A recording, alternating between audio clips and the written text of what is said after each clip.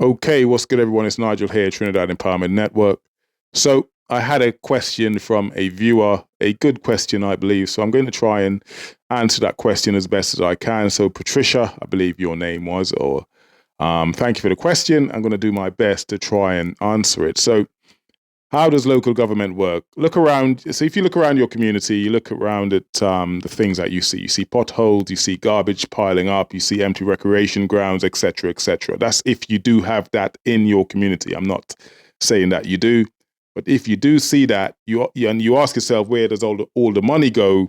This is probably the place for you to be right now. I'm going to try and answer that question, like I say, as best as I can. So today, we're going to talk about it. We're going to talk about how the local government system in Trinidad and Tobago works, and more importantly, how the funds are disbursed or not, as the case may be. Because if you have ever felt like your community is being ignored, there's a reason for that. There is a reason for that. And like I say, I'm going to do my best to break that down as simply as I can for you today. So how is the local government structured? So in Trinidad and Tobago, you have 14 local government bodies. 14. You have 2 city corporations, you have 3 borough corporations, and you have 9 regional corporations. Now, these are made up of elected councillors and aldermen or aldermen, whichever way you choose to pronounce it. And their job is to manage basic community services. So we're talking about things like the roads, we're talking about things like drains and parks, and if you have a local market, you're talking about garbage collections, the things that keep your community going. Without it, you will suffer massively. So, so far sounds pretty simple, I hope. But here is where it probably gets a little complicated. Who controls the money? Who controls the money that local government requests? And what you have to understand here is that local government do not raise their own taxes. They do not raise their own taxes. And you must understand that it's taxpayers' money that's used to pay for the things I previously mentioned, your garbage collection, the local recreation grounds, etc., etc. But local government do not raise the taxes to pay for these things. They depend entirely on central government funding, specifically through the Ministry of Finance and the Ministry of Rural Development and local government as well. So the Ministry of Finance, Rural Development and local government. So each year, each municipal corporation submits a budget. They submit a budget request for the services they need to provide to their local constituents, their local community. But those requests can be cut. They can be cut or delayed or denied, often for reason that has nothing to do with the community needs. So it depends on if central government decides to release the funds to your local government as they requested. And there are 2 types of funding, which will become quite apparent and obvious to you if you do not know. So there is 2 types of funding. One's called recurrent expenditure. And that recurrent expenditure is used for things like salaries to pay people who work for the local council, for example, for the fuel that goes into your garbage trucks, for the stationaries that goes into offices, etc., etc. Just things to run the day-to-day operations. And you have development funds. Now, those are the things that goes into fixing the roads, the pavement, building new community centers, fixing the drainage system in your area, or repairing a bridge that's broken or dilapidated, or, that's been sat there for years and rotted away, for example. You get the drift. Now, here's the problem. Development funds are often delayed or underfunded. Development funds are often delayed or underfunded, which is why you see half-finished roads, half-finished pavements, you see broken lights everywhere, you see abandoned projects just sitting there for years. That's because the fund from central government is insufficient, or the contracts that they gave, or the contracts that they gave to whoever they gave these contracts to, they've used that money up, or they haven't used that money up efficiently enough to fix the things that they needed to fix. Or the money, like I said, isn't enough to fix the roads. So according to the Auditor General, some local government have horrific financial practices.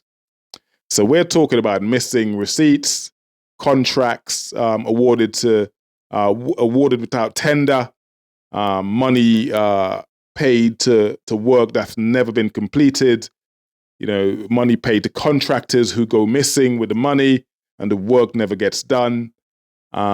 This happens all the time. It happens all the time. You may have witnessed or seen this yourselves. Yet somehow no one ever gets punished for these things. And this is the biggest problem that Trinidad has. You're talking about billions of dollars disappearing into contracts. And that's your money, by the way. And the same companies, you seem to get the contracts year in, year out as well. The same companies, you see them back again the following year, having not been productive or delivered on their promise the previous year. So this isn't just poor management, it's almost institutionalized robbery.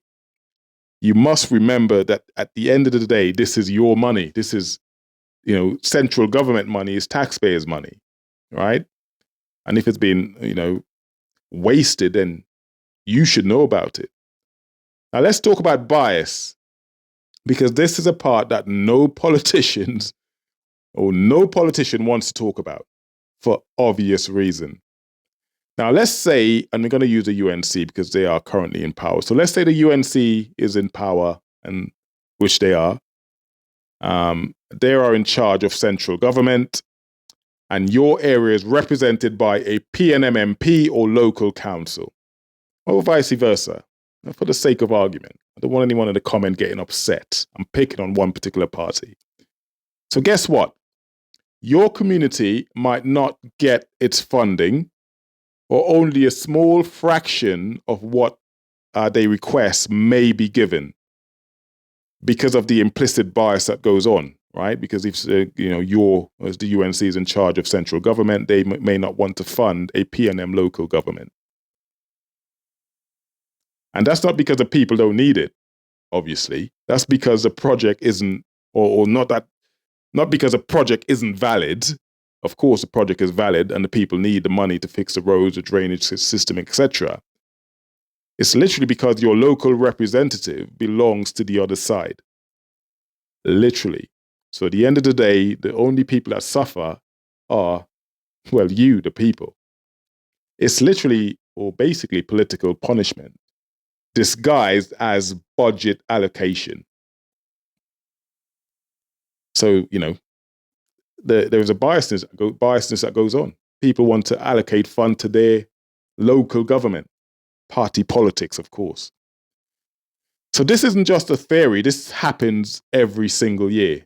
Entire constituencies are starved of development because they voted the wrong way. The UNC is in charge and you voted PNM, so we're going to punish you. You're going to suffer. We're not going to release the funding from central government to local government. So you may find that your area suffers more because you voted a certain way. And That's essentially how it works. That is essentially how it works. That is dirty politics, essentially. And this is why we say, I've made videos before where I talked about Trinidad being robbed. It's not just being robbed by foreign companies, not just by, by corrupt contractors, but it's almost by a system that's been designed to do that, to do exactly that. And that way it keeps us divided and keeps and weakens us as well, and starves the people of the basic necessities, basic services that's required, if we don't play along with their politics. It's quite sad, really, when you think about it. So in a nutshell, I'm going to close by saying that we need local government, or we need a local government system that's accountable, one that's transparent, and one that's pretty much free from political bias. Because until then, it's the people who will continue to pay the price and get nothing in return. It is your money. Remember, everything is funded by the taxpayers. And if it's being, the funds are going missing, whether through dodgy contracts or, companies or politicians giving that money to their friends, to fix the road in your local area, and you find that the road is not being fixed, where does that money go? If there's no transparency, you're like, well, where, how much did you give? How much did central government give to local government? And if central government is in charge and they know someone in local government that they favor, they know a private contractor that they favor, that they're friends with, they give or they release funds to the local government, that local contractor, that contractor goes missing, the road never gets fixed, and the people suffers. The people suffer. And that's how it works. So that's why I say accountability and transparency is so, so important. You have to know what's going on. If you don't, then you'd be robbed blind. Simple as that. I hope that makes sense. I hope I've broken that down as best. Well, I think I have anyway. And I hope it makes sense to you now. So yeah, drop your comments, drop your likes or dislike, whichever you deem necessary. Thank you to everyone that's subscribed. About 50% of you now are not subscribers, but you watch the videos. So if you subscribe, that would help me out and help the channel out and help you out. And that way we could hold everyone to account, including central government. The bigger we are, the bigger the voice we have. And that's the aim, that's the game, to have a loud enough voice to hold the people in power to account. Thank you for watching, and I'll see you guys on my next video. For now, much love. God bless. Take care. Peace.